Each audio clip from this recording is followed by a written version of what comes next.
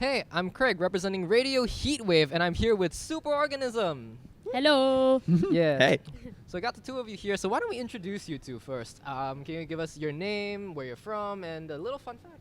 Cool. My name's B, and I'm from New Zealand. A little fun fact about me. I like to do dancing on stage, but I'm not a dancer. I'm not a rapper. I think 2018 has been a huge year for you guys, really explosive. One day, you release your debut album, and next thing, you're playing Coachella, Boston Calling, Fortress Festival, and you're all living in the same house and making music together. So how has it been for you guys like that? Crazy.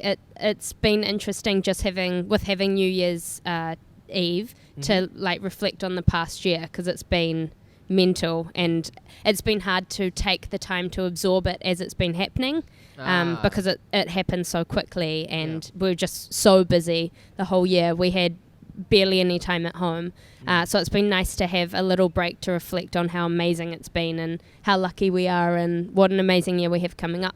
Yeah, it's just been a blur. Like, it's hard, like B just said, it's hard to take it in when it just goes by so quickly, and you're living on the road as well. We've been on tour all of the last year, and we've seen so many different places, and it just kind of eventually, I think about 2018, and I'm like, what did I do? And I think about a lot of buses and planes and amazing crowds, but I'm like, was that Barcelona or was that Chicago?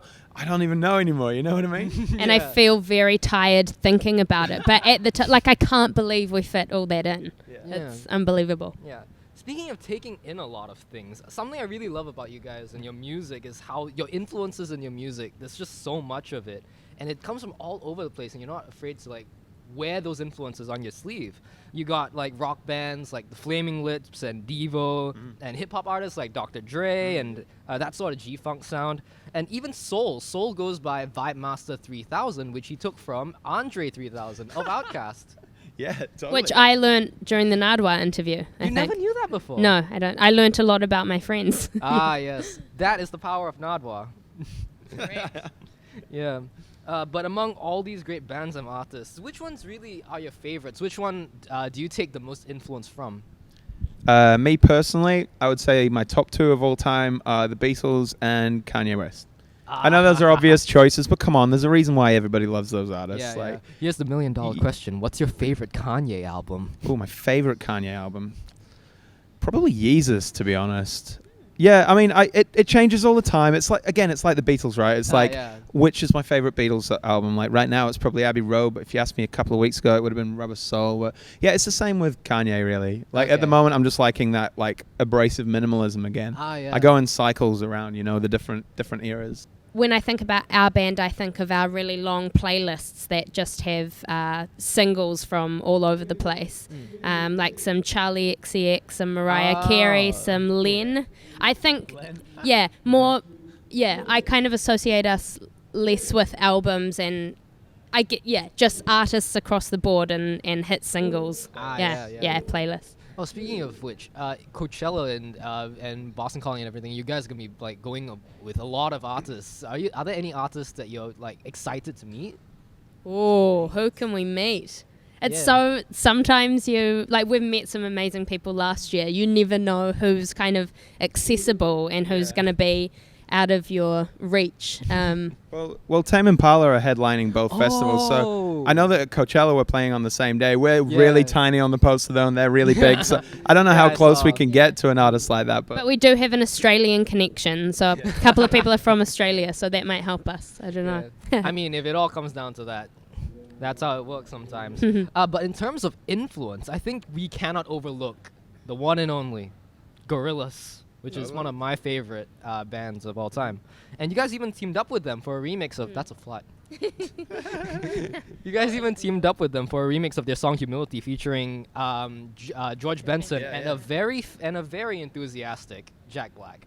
But what was the thought process behind the remix? I think it's very different in a sense. It has the very Superorganism eclectic sound, but it's different in style, I think, to things that came out on your album. Yeah.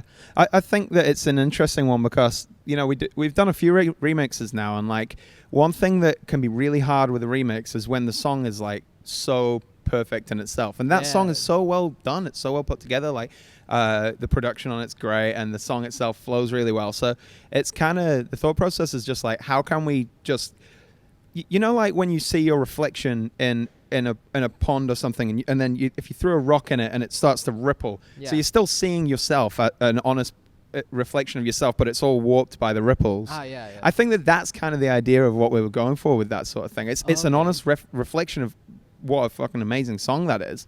But it's all warped and a little bit strange and a little bit us, if that makes sense. Okay. And some of the interesting things about Superorganism, I feel, is how the internet and internet culture has sort of played a part in the band. Like in Everybody Wants to Be Famous, I remember the music videos centered around like, oh, Orono, she's a Japanese hologram. She's not real. Get your tinfoil hats now. Call Alex Jones. Yeah, we love that sort of thing. It's so weird. It's such a weird internet phenomenon, isn't it? Yeah. And I think I've heard that it's because of the internet that you guys came together and met. And I heard it also has a lot to do with memes as well. I mean, very loosely. I think it's a funny thing for us because, you know, everybody's interested in the fact that the internet facilitated us coming together. But I always say, like, doesn't it just make logical sense that artists and art can be an extension of the internet? Like, I don't know, like, how did you find your last flat? Probably online, right? Or, you know, people are meeting on Tinder. People are like getting jobs. You know, you find these things through the internet, right? So I feel like art is the next logical step. And and that's totally how I see it with us. It was like quite a slow process, and you know, some of us met each other on music forums back in like 2005 or something. You know what I mean? And then some people kind of came together just within the last like 3 or 4 years. So it's a real trip to see it all working out, but it just feels like groups of like-minded people can just slowly find each other now, and it doesn't matter, you know, you're from New Zealand or from the UK, or I mean, I've lived in New Zealand a lot as well, or Japan, or, you know, you can just so slowly kind of congregate over these shared interests. And I heard that you originally met Orono while you were on tour, but then later found out that she sung through her SoundCloud. Yeah, I kind of was friends with her on Facebook, and she was uploading some covers that she was doing of like Neutral Milk Hotel stuff and kind of indie rock stuff, and her voice is great. So it just made sense, really. You know what I mean? It's like when you see your friends when you see your friends through Facebook or Instagram or whatever, and you're like, oh, that's really cool what they're doing, and it's what a surprise that they're doing that. Like, I didn't know that about that person. Like, it's an extension of just like being an artist that you want to then get together and do something cool together. And real quick, what's your favorite meme of 2018? Anything that Donald Trump does that just is utterly ridiculous and makes him look like an absolute idiot is always hilarious. So I'm just going to go loosely with, take your pick out of whatever hundreds came out last year of that guy. Insert a random Donald Trump tweet here. Was Kofifi the year before, maybe? So it's hard to... I like all the Kanye giant shoe memes. The large shoes. I thought you were gonna say the Kanye I love it featuring Lil Pump meme. Yeah, or that. Also that. Yeah, all of that. Yeah. Speaking of Donald Trump, one of my favorite memes I ever saw was Mark Hamill, the voice that Luke Skywalker. He was doing his Joker voice over one of Donald Trump's memes, and it's over one of Donald Trump's tweets, and it sounds like it's an actual thing that he would say. Meryl Streep, one of the most overrated actresses in Hollywood, doesn't know me, but attacked last night at the Golden Globes. Oh, brilliant. Yeah. And one of the most interesting influences I feel for you guys are cartoons and TV. And one show that gets tossed around a lot, of course, the Nickelodeon classic, which I have not watched, Rugrats. Yeah. What can you explain more about like the connection between Rugrats and Superorganism? Well, I think that the main connection is in the soundtrack, to be honest. Like, I've got a lot of nostalgia for watching that show when I was a kid, but like the soundtrack. So Mark Mothersbaugh, who does the soundtrack to that, he was originally the frontman of Devo. So he wrote a lot of great Devo stuff, and then moved into doing kind of like a lot of children's soundtracky type things, like the Lego Movie he did as well. And he's done a lot of he's done so much cool stuff in soundtrack form. And a lot of the stuff that he does, it makes these strange sounds and stuff. Like if you go and check out the Rugrats theme tune on YouTube, and I think it'll suddenly be very clear what we're taking from that. It's like he uses these various weird sounds and makes them musical, you know, like the sound of a robot walking, and that becomes a rhythmic sound and stuff. And that's very inspirational to us, you know. I think it's him particularly that is the thing. But also I just love cartoons where like it's totally appropriate for kids to watch, but then there's like little subtle things that kids wouldn't get but adults do. And you know, Rugrats is kind of like that. It's kind of well tailored so that you could watch it with your kids or whatever, and they're going to just be like, oh great, and then you're going to laugh at the kind of adult you know, the adults kind of like knowing jokes to the audience, you know. It's one of those things. Yeah. But right now it's time to play a game. It's a game. It's called Would You Rather. I'm going to give you a series of 2 options, and you have to choose one of each. So let's just go a bit of a warm-up. Let's go. Let's start this easy. Would you rather cats or dogs? Dogs. Dogs. Why? 1000%. I just love dogs. Second one. Would you rather coffee or tea? Coffee. Tea. That's actually interesting because you're from England. Yeah, I love tea, but you know, coffee is the thing that keeps me alive. Sometimes we'll play a show and then we won't be done until like 2 a.m. and then we've got to get up at 5 a.m. or something insane to catch a flight or something. Yeah. Without coffee, I would not be able to do that. So that overrules it only just though. Yeah. This is for everyone who's ever had to survive on coffee alone. Yes, absolutely. And of course, the classic question, would you rather fight a horse-sized duck or 100 duck-sized horses? I've thought about this before, and I think that I would rather fight a horse-sized duck.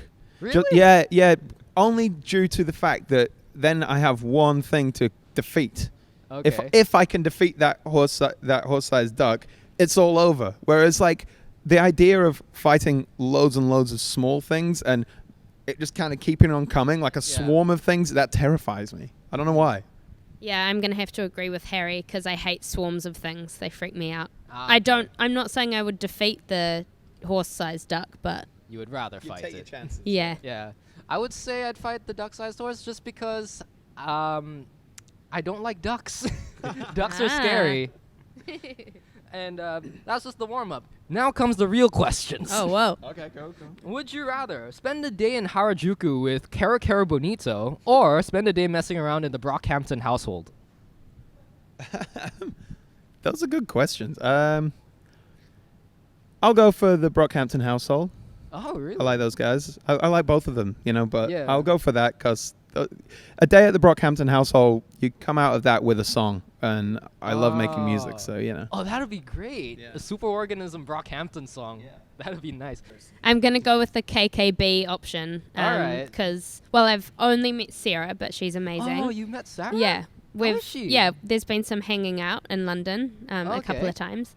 And I haven't really spent time in Harajuku, and I would love to, so. Okay. Yeah. Second, would you rather be stuck on a desert island with Tyler, the Creator, or Eric Andre? Oh, that's so hard. Oh, man. Because they're both so funny. Like, I can tell Tyler is hilarious. He put so much comedy into his music. Mm-hmm. And then I'm imagining Eric Andre being really Eric Andre's show, and, that might be a bit much, but... I'm going to go for Tyler, simply because with his, he seems like a very resourceful man. Mm. He makes music, he makes clothes, he directs videos and all of that. And I feel like he would be the one that might actually be able to formulate a plan of how to, tie a bunch of logs together and build a boat or something. He seems resourceful enough that maybe we get off that desert island eventually. Whereas maybe Eric Andre would just be mucking around. Yeah, he'd burn the island down. I would say Eric Andre just because if Eric Andre comes along, then I get a pizza ball. True. There you go. And last one. Would you rather date 2D of gorillas or Nardwuar, the human serviette? 2D. 2D? Nardwuar. Nardwuar! Hey, Nardwuar's a very cool man. The conversation would be just always hilarious. So, you know. So much about so many people. Yeah, he'd be a great dinner date. You know what I mean? Well, thank you, Superorganism. Whoa. Yeah, are we going out for dinner after this then, or what? You're paying. But yeah, thank you so much, Superorganism, for this little interview. And I am Craig, representing Radio Heatwave. Thank you all so much. Thank you, Craig. What's the hottest thing on Thank you. campus? Heatwave. Heatwave. Hey, it's Carisha. If you liked that video, click here to watch more. And remember to subscribe. Bye!